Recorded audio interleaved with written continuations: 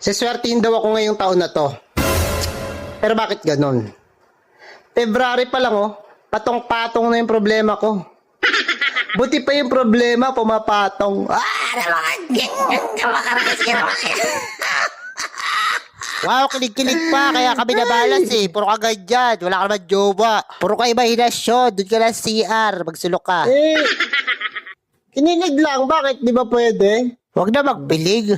Palibasa, ikaw, wala nagpapakilig sa'yo, ihi lang nagpapakilig sa'yo eh. Oy, di totoo yan oh, kapal na mukha Jowa mo. ka ba? Oo, may jowa na ako ngayon, 3 days na kami.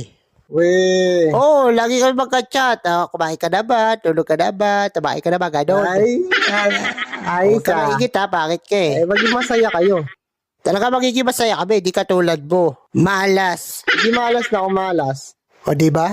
Mamaya mamalasin ka din eh. Pag nabato kita ng sinelas yan.